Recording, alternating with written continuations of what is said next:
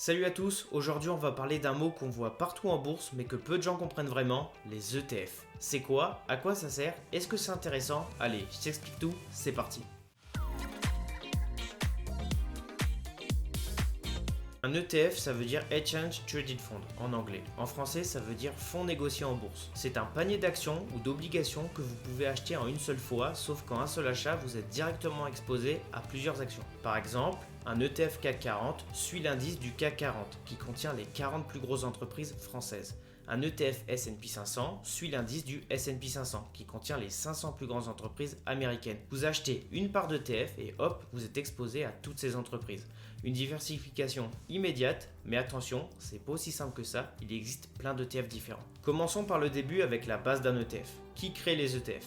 Un ETF n'apparaît pas tout seul. Derrière chaque ETF, il y a un émetteur. Et un émetteur d'ETF, c'est une société de gestion qui crée l'ETF, le gère, s'assure qu'il y réplique correctement son indice et qui gère les aspects juridiques et financiers. Les principaux émetteurs d'ETF, les plus connus dans le monde, sont par exemple BlackRock, iShares, Vanguard, Amundi, Lyxor, etc.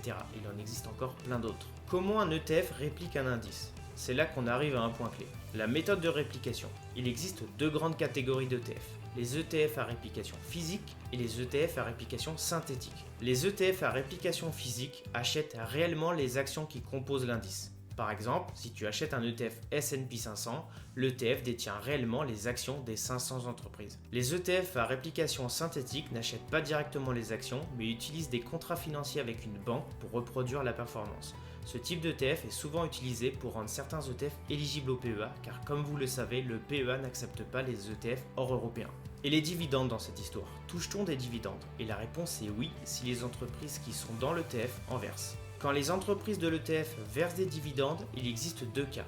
Il y a les ETF distribuants, les dividendes te sont versés directement sur ton compte, et les ETF capitalisants ou accumulant. Les dividendes sont automatiquement réinvestis dans l'ETF, ce qui est super si tu veux faire marcher les intérêts composés. Mais comment achète-t-on un ETF ? Un ETF s'achète exactement comme une action. Tu peux acheter sur un compte titre ou sur un PEA si l'ETF est éligible. Personnellement, j'achète mes ETF sur Trade Republic parce que c'est simple et intuitif, mais tu peux aussi passer par différents courtiers comme Fortuneo, Boursobank, Interactive Broker, XTB, etc. Il en existe encore plein d'autres, c'est à toi de choisir la plateforme qui te convient le mieux. Pourquoi investir dans des ETF, c'est intéressant ?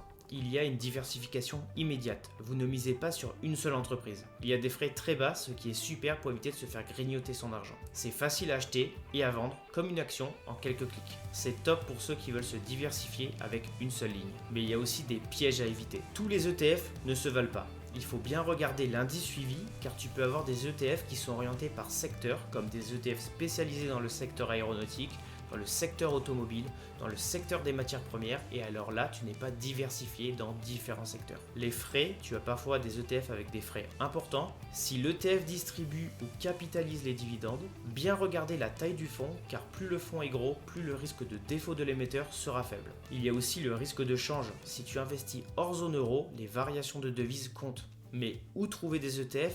Comment ? Quand on commence à investir dans les ETF, il est essentiel de savoir où chercher les informations fiables. C'est là qu'intervient le site JustETF, un site incontournable pour tout investisseur intéressé par les ETF.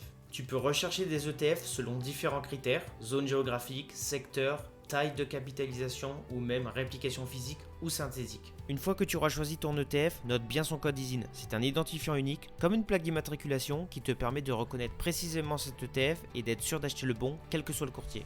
Si vous voulez explorer le monde des ETF, JustETF est un outil indispensable. Ah oui, et au fait, j'ai fait un PDF récapitulatif de la vidéo sur les ETF. Si tu veux le télécharger, il est gratuit, le lien est dans la description. En résumé, un ETF, c'est un super outil pour investir facilement en bourse sans avoir besoin de choisir les bonnes actions.